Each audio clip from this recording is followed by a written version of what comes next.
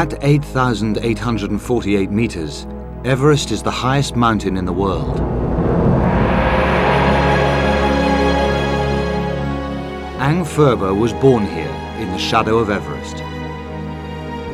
This is his backyard. Ang Ferber first climbed Everest when he was 25. Few people know these mountains better.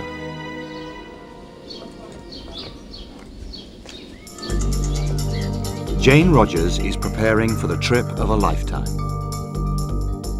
It's somewhere I've always wanted to go, and obviously Everest is a particularly famous mountain. It's going to be nice to say I've been there.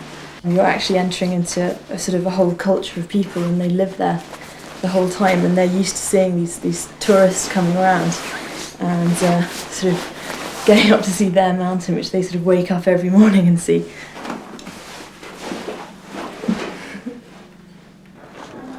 Thank you, At home in Nepal, Ang Ferber, who works as a trekking guide, is waiting for the first group of the season. My lovely wife, very good. She loved me very much too.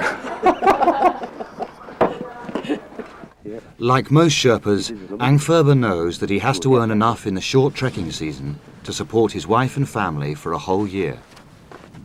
Ang Ferber was born in 1953, the very year when Tenzing Norgay and Edmund Hillary became the first people to climb Everest.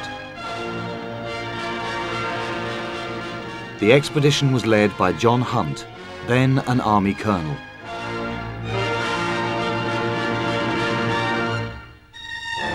Throughout the time we were going up the Khumbu Valley, there was nobody, absolutely nobody but ourselves. It was perfect, it was untouched, it was unspoiled.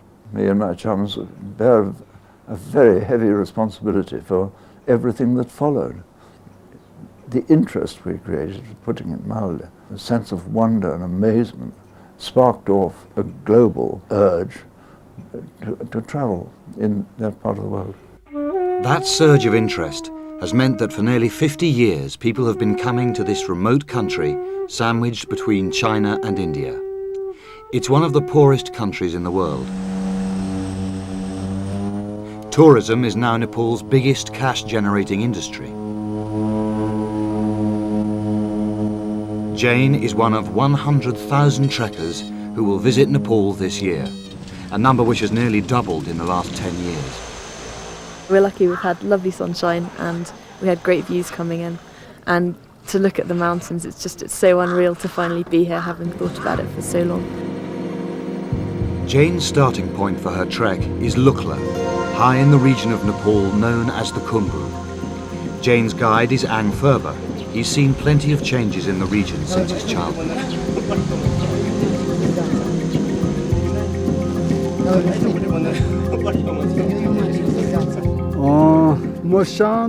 When I was small, there was not much development in Nepal or in the area. Then the tourists started to come, and they just kept coming. The trek will take Jane from Lukla up into the Sagarmatha National Park and on to the Sherpa capital of Namche Bazaar. From there, it's another 7 days hike to their destination above Everest Base Camp at 5,500 meters. There is only one trail up the Khumbu Valley. For each of the thousands of trekkers, there are 2 or 3 extra porters, guides and cooks crowding the narrow path. Everything these people consume must be carried in. The people are all just sort of friendly, and they just see you go by, and everyone's looking up at the mountains in the sky and saying, wow. And they go, oh, another set of trekkers coming along. But each new set of trekkers spells trouble for Mingma Norbu, who runs the local conservation group. He knows the visitors are a mixed blessing.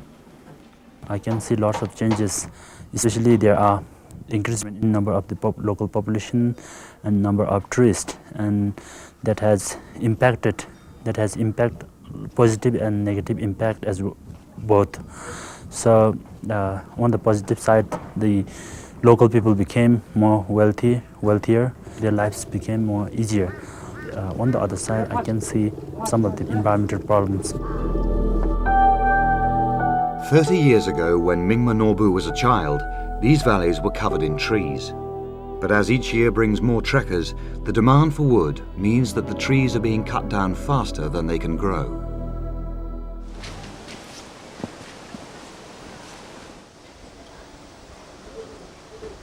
Tsering Nima runs the largest lodge in her village. What do you like for drink? Can I have this? Okay, that's milk tea. So This room only for cooking. Just only for cooking. This room is only for cooking. Very busy. And then we have a very busy morning, 5 o'clock from 5 o'clock until 2 o'clock, we cook. all the way through lunch.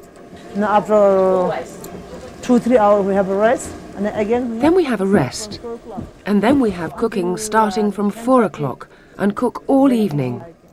Mostly they like pizza. Mostly they like pizza, English food. English food. Tsering Nima has 41 beds in her lodge. In the high season, that means she might need to keep the cooking fires going all day.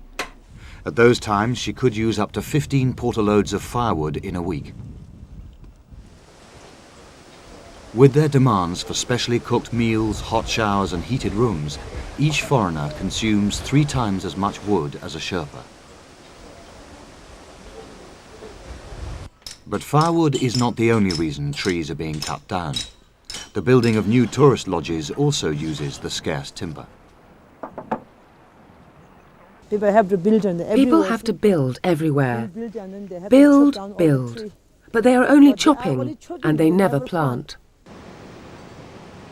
Trees grow more slowly at this altitude than at sea level. Here it takes twice as long for a pine to mature. With the high rate of cutting, that means it's especially hard for the forests to regenerate. Mingma Norbu believes the solution to the firewood problem is kerosene. He's trying to persuade trekking groups and lodge owners to use kerosene instead of wood. Part of his plan is to set up depots selling subsidized fuel, which is transported up the valley by yak. And Mingma Norbu has other plans to save the forests. From this nursery, he plans to plant 200,000 new trees in the next year.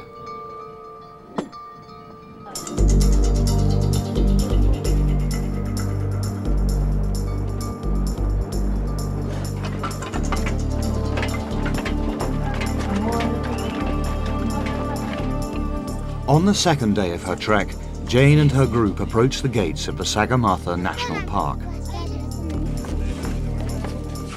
By 1976, visitor numbers were so high that the Nepalese government set up the park to protect the trail up to Everest.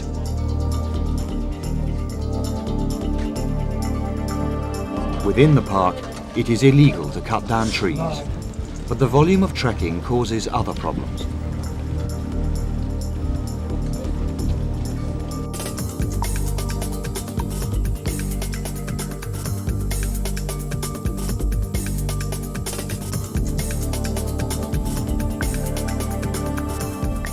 All these people come for the mountain scenery, but it's hardly the isolated wilderness that John Hunt experienced.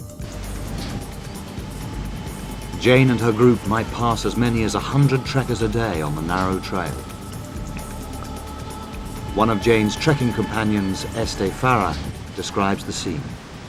When we stopped 2 days ago for lunch, the whole area was absolutely packed with tourists.